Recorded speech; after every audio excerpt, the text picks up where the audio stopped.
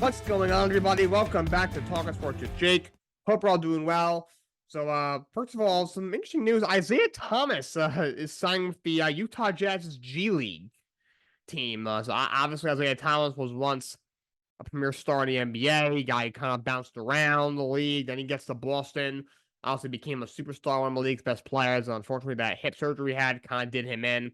Was never the same. He was in Cleveland. Then he kind of bounced around in a short tenure with the Lakers. He really never fit anywhere. Eventually, he was out of the league. He's been playing overseas somewhere for a while, and now he's getting a shot. He's gotten a couple of 10 days over the last couple of years. Never really was able to make the most of it. But he has sound Utah's G League, so maybe he'll get a shot in the NBA at some point this year. So with franchise tag deadline over. The deadline was yesterday. Free agency, the legal tampering period where you can talk to free agents, you can make verbal agreements. They can't actually sign anything. So it's March 11th. That's Monday, and then Wednesday, a week from today, that afternoon is when free agency officially starts. They can officially sign guys. They can officially put pen to paper. So teams still making moves to try to create more cap space. The Seattle Seahawks cut a trio of guys. Jamal Adams, Quandre Diggs, and Will Dissly were all let go. No surprise with Jamal Adams. He only played 9 games last year, only made 48 tackles and 2 pass defenses. The last couple of years had a lot of injuries. He's not the same player he once was. I think his rookie year was like 2016 or something like that. So he's been in the league, long enough. He's had a lot of injuries. He clashes with coaches, not a great locker room guy. He's not the same player anymore. It saved the Seahawks $27.5 million in cap space. Kind of a no-brainer. You cut Will Dissly. He had a couple of years ago, probably 3 or 4 years ago, he had a decent year. He kind of stepped up. Last few years, he really hasn't done anything. Only had 17 catches this past year, just 1 touchdown. He probably isn't a starting caliber tight end in the NFL anymore.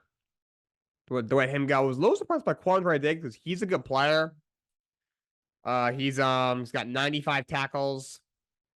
Got an interception, 5 pass defenses last year. He was just okay. They let him go, but he's been a good player for a little while. But I'm sure someone will grab him. But he's currently a free agent as well. Those 3 moves that saved Seattle $34.5 million in cap space. That's why they did that. The Jacksonville Jaguars let go of 2 starting defensive backs from last year: safety Rayshon Jenkins and corner Darius Williams. Both were pretty solid last year. Jenkins had 101 tackles, 2 picks, 9 pass defenses, had an 85.3 coverage grade. So he's very good in coverage. And Darius Williams also had a good year last year. 53 tackles, 4 picks, 19 pass defenses, 2 forced fumbles, and 83 coverage grade. So they're both good players. Rayshon Jenkins is a good player. He's a very good cover safety. Darius Williams is a solid cover corner. They're both solid pieces. Jacksonville obviously had a lot of struggles on defense last year. They changed their entire defensive staff right after the season. A new coordinator and Ryan Nielsen, they moved up from Mike Caldwell, but entire new staff, and they're going to make a lot of changes. So they let go of 2 stars in their secondary. That saves them about $16.6 million in cap space. And the Colts tagged Michael Pittman. He had a good year last year. Had 109 catches for over 1,100 yards. Only had 4 touchdowns, but he had a good year. The tag will pay him $21.8 million. So he'll try to work out a long-term deal. I don't think he's a number 1. I think he's a really good number 2 receiver. One of those guys, as your number 1, he might play pretty well. He had 109 catches of over 1,100 yards, but he's not a big red zone threat, but your offense won't be super successful. But if he's been number 2, he may not have as many catches because he's not going to get as many reps, obviously, but he'll just be a better player. Offense will be, your offense will be much more open. Which is, you'll have much more open-ended offense, which is, well, a lot of teams employed, how a lot of teams have success because you spread the defense out. So the Colts bring in and the other help at receiver, but they tag Michael Pittman. And Zach Ertz is going to sign with the Washington Commanders on a 1-year deal worth $5 million. Now, he's not the same player anymore. He was out of the league for some of this year. He was there. He started in Arizona as a starter. Wasn't great combination of, didn't have great quarterback Josh Dobbs and Clayton Tune before Kyler Murray got back. And then they cut him because they were also out of the race. He didn't have any trade value, so they let him go. Very late in the year, he signs. I believe he signed with Philly. Went back to Philly, or maybe it wasn't Philly, somewhere. Very late in the year, he didn't really do anything. He was just kind of there. But no, he was someone who lost a tight end. I think in the playoffs. I cannot remember who it was, but I think it was somebody, maybe like their number 2 tight end who got hurt. So they brought him in for depth. He never really played much, if at all. He'll go to the Commanders. They had a spot open at the starting tight end until they let go Logan Thomas. I don't know how much Ertz has left, if anything. He's much older. He's had some injuries, but he's probably maybe the circle starting tight end. So Commanders, for now, he's still starting tight end.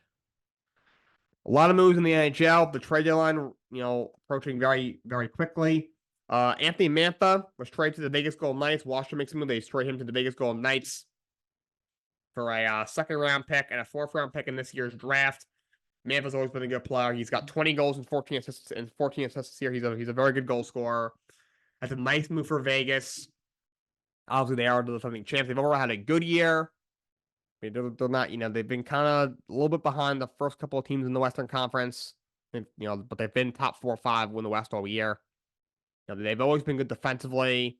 And they've always had good goaltending. I mean, last year they had a lot of injuries to their goaltending, but Aiden Hill was able to step up.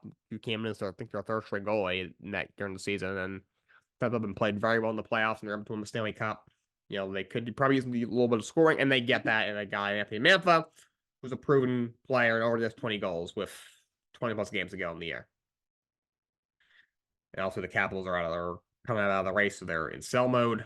The Senators trade Vladimir Tarasenko to the Florida Panthers. They got a conditional 4th rounder this year and a 3rd rounder next year. The 4th rounder this year will become a 3rd round pick if the Florida Panthers win the Stanley Cup. Right now, they are the best team in hockey, so they are definitely a cup contender.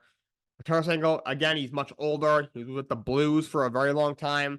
Finished last year with the Rangers. They came over in a trade deadline deal. But he signed with Ottawa in the offseason. Ottawa's obviously had a really bad year. We thought, after they had a big offseason signing Claude Giroux, looked like they had a dangerous, offensive attack.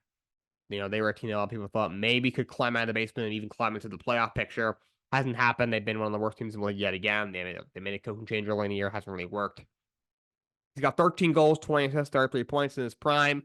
He's a 30-40 goal scorer. But he's not the same player, but still a decent player on your second or third line. So he goes to Florida, who already has a really good offensive attack, and that gets even better. And there's a couple of trades that are being talked about. The Rangers are interested in Jake Gunsel. I'm not sure if that's going to go where that's going to go. He's their star player for sure. The Penguins probably need to blow it up. I feel like they should trade Crosby first. I know he's one of the best players in their franchise history. He's a Hall of Famer. He's a great player. Still one of the best players in the league, but he's older. They need to get younger, but Gunsel, they can probably get a lot for him, and they need to kind of restock the farm and get as many picks as they can, because they're not going to make the playoffs this year, and that team is really old. And the Capitals also extended Rasmus Sandin, one of the better young defensemen in the game, just 23 years old. 5 years, $23 million. Got 2 goals, 11 assists, 13 points this year. Also, the Washington Nationals signed Eddie Rosario, 1 year, $4 million. That's a nice move. Last year hit 255, 305 on base, 450 slugging, 21 homers, 74 RBIs, 755 OPS. He's a decent outfielder. Played predominantly left field. I believe it's all he played last year. He DH'd a tiny bit, but was the Braves everyday left fielder for the most part. Yeah, decent year. He's a little older. He had some very good years in Minnesota. He's been pretty good for the Braves. He was very good in that playoff run. He was the MVP of the NLCS in 2021 when the Braves won the World Series. He came over on a trade deadline deal. They ended up re-signing him after the year. He's been with them the last 2 years as well. He was pretty good last year. Obviously not a huge on base guy. Only had 305 on base, but he's about a league average hitter, I would say. He'll hit 250, 260, give you 20 homers, 60, 70 RBIs. He's a decent outfielder. Maybe a left fielder, but also play center and right field. And he yeah, a minor league deal, he can get up to 4 million, make the team and reach certain incentives with the Nationals, and he's a trade chip. He'll be traded at a trade deadline to a contender, most likely. It's the same reason they signed Joey Gallo, who will probably be their first baseman this year. There was a guy, he's gonna strike out a lot. He's not gonna he'll hit maybe 200, but he's also gonna draw a lot of walks. He can get on base. He'll hit 40 home runs, and he's a very good outfielder who can play first base as well. He'll also be traded at the deadline. I'm almost positive. All right, so on to the NFL report card series. Gonna do teams 11 through 20. Of course, they were graded on a bunch of different things. I went over that yesterday. So let's do teams 11 through 20. Okay, so at number 11 is the Buffalo Bills. They were ranked 6th in treatment of families, 23rd in food, 29th in nutrition, 8th in locker room, 8th in training room, 19th in training staff, 2nd in weight room, 3rd in strength coaches, 25th in team travel, 12th in head coach, and 8th in ownership. They had a few things that were very low. Team travel. Can't speak much on that. It's no fan can really know about that much. I don't know if anything to do with the weather in Buffalo, how cold it is. See the nutrition and dietitian but was obviously very low for whatever reason. But head coach was 12th. I think McDermott's a overrated coach overall. Obviously, he made some controversial comments, but which I did not, which is not so with a lot of people, including myself. I thought that maybe that would upset the locker room. I guess it didn't because the locker room was ranked 8th and he was ranked 12th. But Bills come in at 11. Number 12 is the Dallas Cowboys. They come in 12th. They were 4th in treatment of families, 11th in food, 11th in nutrition, 2nd in locker room, 26th in training room, 30th in training staff, 5th in weight room, 17th in strength coaches, 22nd in team travel, 9th in head coach, and 19th in ownership. Training staff is obviously very low. Apparently, they had the 3rd worst training staff in all of football. Now, I'm trying to think of guys that were hurt. I mean, Trevon Diggs tore his Achilles during practice. Missed the entire year. When the guy does that midseason, he's not coming back midseason. Aaron Rodgers able to, 3 months later, possibly able to return. Guy with just in the race probably would have came back. That's like almost unheard of. And actually, not almost. It is unheard of. And the training room itself was ranked 26, so I guess that definitely lowered the Dallas Cowboys. Jerry Jones, of course, their owner, ranked 19th. He's really the only owner in all sports that does interviews after every game. Like Steve Cohen with the Mets once in a while will. Because how much he loves the team because he grew up a Mets fan. Once in a while he will. But other than that, and he's very involved because he likes to interact with the fans more than most owners do. But that's normally not how it works. Jerry just got a big ego. He loves the spotlight on him. But I don't know what kind of guy he is. I couldn't tell you. I don't think he's the greatest guy in the world. He does not seem like a great guy to me, honestly. Very smart businessman. I don't think he's that great of an owner. Outside of the one Herschel Walker trade, which is also one of the greatest trades of all time. It got them 3 Super Bowls. He's done nothing else besides that to me. If he didn't make that trade, Dallas would probably not have would still only have 2 Super Bowls, and they would have come way back in the 70s with Roger Staubach and Jerry Jones would be one of the worst owners in sports.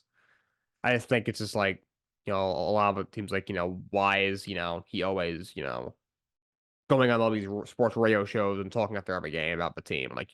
Most owners don't do that. I think that kind of irks up for some players. I think that's why he's a little bit lower. But 13th is the Detroit Lions. They come in 13th. Treatment of families is 8th. They are 19th in food, 25th in nutrition, 13th in locker room, 13th in training room, 12th in training staff, 12th in weight room. Strength coaches were ranked 13th. Team travel is 8th. Head coach is 3rd. Ownership is 21st. Not surprised their head coach is 3rd. Dan Campbell seems like a lot of fun to play. He did a great job this year overall. I got their locker maybe a little higher. They seem like they have a nice dynamic under Dan Campbell. For whatever reason, was still decent. They were for the most part the middle of the road in this poll. Ownership 21st. Sheila Ford. The ownership, the Fords have overall just done a horrible job with the Lions for years. They've been some of the worst owners in all sports. Since Sheila Ford took over for her, I don't know if it was her, forget if it was like her father or mother or brother or sister. She's been much better. Who knows? Maybe that's something behind the scenes thing that nobody knows. Maybe it's just, it could be her last name. Maybe just, a lot of the players just like, you're still a Ford, at the end of the day. But Lions come in at 13th. Number 14 is the Seattle Seahawks. They came in 14th in this poll. They're ranked 14th in treatment of families, 9th in food, 9th in nutrition, 9th in locker room, 23rd in training room, 27th in trading staff. They were 16th in weight room. They're 12th in strength coaches, 15th in team travel, 11th in head coach, and 23rd in ownership. Yeah, honestly, they had a couple things that were pretty low here. But training room and training camp, they did have a bunch of injuries. Geno Smith missed a couple of games. Maybe the way they handle injuries, a lot of players would like to have a bunch of guys miss probably a little more time than they probably should have, or at least we originally thought. The ownership was pretty low. I mean, they ever since Pete, the entire tenure of Pete Carroll, they've been at least a good team. He was there for 14 seasons. This was only, I think, the third time they missed the playoffs since he's been there. They've been over 500, I think, every single year. Which, besides Russell Wilson's last year, they were 7-10. And although they've been at least 9-7, 9 every single year. Obviously, won the Super Bowl in 2013. We're very close in 2014 as well. He got a solid rating, Pete Carroll, at 11. I think the organization just wanted to move on. I think he probably made a little higher. I think eventually the guy was just like, base kind of need a change. But Seattle Seahawks come in at 14th. At 15th is the Baltimore Ravens. They come in at 15 in this poll. So they were 9th in treatment of family, 17th in food, and 19th in nutrition, 14th in locker room, 21st in training room, 22nd in training staff, 21st in weight room, 23rd in strength coaches, 21st in team travel, 20th in head coach, and 4th in ownership. This one's interesting. The Ravens last year, their training staff was ranked dead last in literally everything. Obviously, for years, it was not well documented they had mishandled injuries. I believe they made changes to their training staff prior to the season starting, and it got better. The first half of the year that they dealt with a lot of injuries, and the whole year they did deal with a bunch throughout the year, but especially in the first half, they got a little better with those. In the second half of the year, but still, the handling of injuries, still isn't great. It appears in Baltimore. I thought Harbaugh would be higher. Well, he's done a very good job. He's been there a long time. There since 2008. He's got to be the longest tenured head coach in the league now. Now that Bill is no longer the head coach of the Patriots. I don't think there's anyone leading that close. Andy Reid might be the next closest. He took over in like 2015 or something in Kansas City. And Harbaugh took over in 2008. This was his 16th season with Baltimore. The teams are always competitive. They always make the playoffs for the most part. Obviously, he won a Super Bowl in 2012. And won the AFC Championship this year. Like 20, and you see him, a lot of times, dancing with the team in the locker room. I don't know if it's maybe the message is getting a little bit stale, or I will say their game plan in the AFC Championship against the Chiefs was really, really bad from an offensive standpoint. And although Mike McDonald was the coordinator, of course he's the head coach in Seattle. Probably a defensive guy, so it's really his defense. Maybe that knocked him, but I thought he'd be a little higher. Not surprised the ownership is very high because they do a very good job. They draft extremely well. Baltimore Ravens.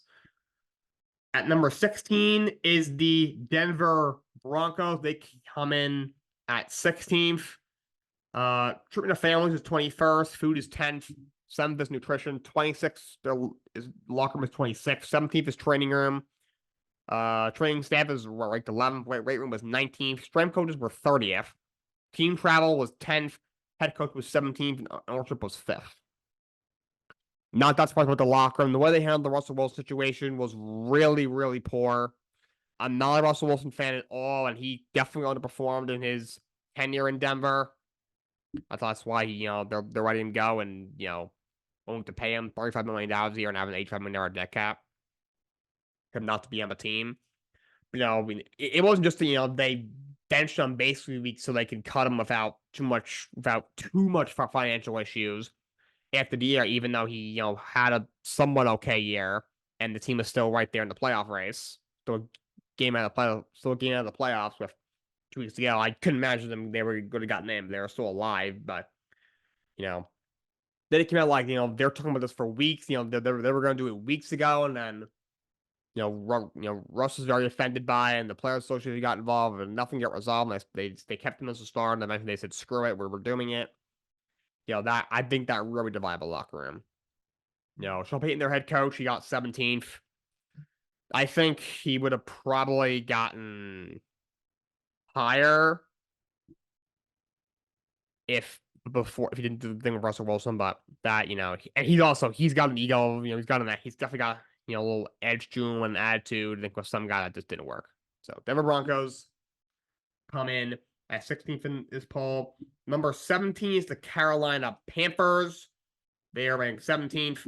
There were 7th in treatment of families, 13th in food, 6th in nutrition, 18th in locker room, 18th in training room, 3rd in training staff, 15th in weight room, 4th in strength coach, 11th in team travel, 16th in head coach, and 20th in ownership. Ownership is what holds them down. Dave Tepper is the worst owner in the entire NFL. He might be the worst owner in sports. There's some bad ones, but he's very bad. It's got to be worse in the NFL. To me, he's almost the insider without the off the field stuff. Can't run a football team for his life. He's throwing drinks at opposing fans. I don't know what's going on. But yeah, ownership is just pitiful. I want to know who was worse than him. There was 4 owners worse than him. That's the most surprising of this whole thing that he wasn't 32nd, but that obviously holds him down this poll. He just doesn't know what he's doing. And number 18 is the Tennessee Titans. They were ranked 18th in this poll. Tennessee Titans, they were 17th in treatment of families, 12th in food, 12th in nutrition, 19th in locker room, 19th in training room, 18th in training staff, 13th in weight room, 18th in strength coaches, 30th in team travel, 22nd in head coach, and 15th in ownership. Very mediocre overall. Obviously, it was a tough year for them. Team travel was really bad. 3rd worst in the league. Not sure why. Mike Vrabel got a really low grade. I just think I like Mike Vrabel a lot. I think he's one of the better head coaches in the NFL. I'm surprised he's not a head coach right now. I expect him to be next year. I think maybe the message was getting a little bit stale. Obviously, you think the higher ups, the GM and the ownership, kind of wanted to change. I think Ron Carson wanted to hire his own coach. The ownership, didn't love how the season went. They thought it could have went better. I'm not really sure what they expected. You give them Ryan Tannehill and Will Levis. With you let go of all their great offensive linemen. Not really sure what they were expecting. To be honest, they were what 5-12, 6-11. That's right. That was right where I expect them to be. I looked at this team. I was just like, they cannot score. Good luck with that. That might get Vrabel fired. Hopefully it won't because it's not his fault, but it ended up in the end it did. I think the message got stale. I know ownership didn't love like when the Patriots retired his number. He did his speech on the field. He said people were saying oh yeah, this organization, it's not the same everywhere. That I heard they didn't like that, which I didn't really agree with. He wasn't knocking the Titans organization. He played for the Patriots for a very long time. He has a lot of respect, for Tom Brady and for Bill Belichick. And that is a great organization, the New England Patriots. Love him or hate him. I didn't really have a problem with that, but I think that's what happened. At number 19 is the New Orleans Saints. New Orleans Saints coming at 19th. Pretty, they're mediocre as they were during the season, have been the last couple of years, basically since Drew Brees retired, or really any season they haven't had Drew Brees ever. They were 20th in treatment in the families, 30th in food, 22nd in nutrition, 13th in locker room, 4th in training room, 15th in training staff, 14th in weight room, 14th in strength coaches, 7th in team travel, 29th in head coach, and 11th in ownership. How do you How is your team in New Orleans and the cafeteria food was the third worst in the league? That is stunning. New Orleans is some of the best food in the world. That's stunning. That's very concerning. And the head coach, I'm not surprised at all. Dennis Allen is a buffoon. The players are willing to listen to him. He tells them to kneel. Jim once goes, "Oh yeah, sure." And they did a fake knee, and then they ran a play. So, they wanted Jamal Williams to not go the whole year without getting a touchdown, even though the season was already over and the game was already over. Like, he's a buffoon. Why he's still there? I'm surprised ownership was 11. I thought to be a little lower. Like, they built a completely mediocre team. This is embarrassing. The fans do not deserve that whatsoever. The fact that their food's awful and they play in New Orleans is absurd. That's beyond absurd. And last thing for today at 20 was the Los Angeles Rams. They are ranked 22nd in treatment of families, 29th in food, 26th in nutrition, 25th in locker room, 28th in training room, 17th in training staff, 28th in weight room, 10th in strength coaches, 9th in team travel, 4th in head coach, and 22nd in ownership.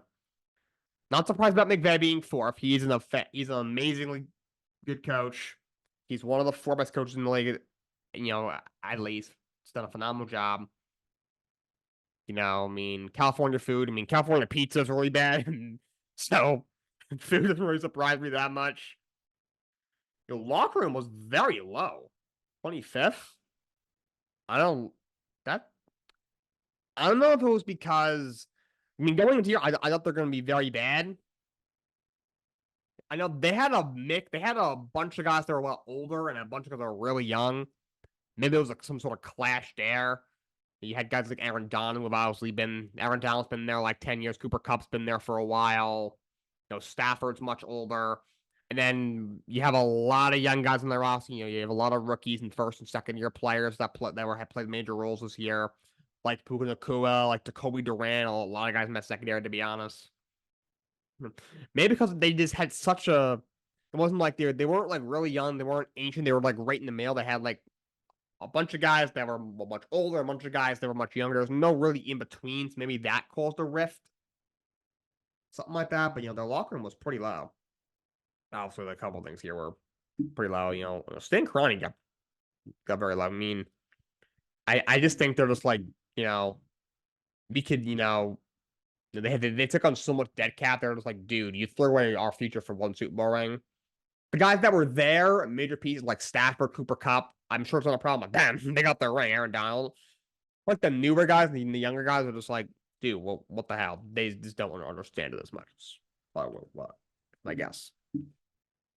All right. That's all we got for you guys today. Until next time, so long and have a great day.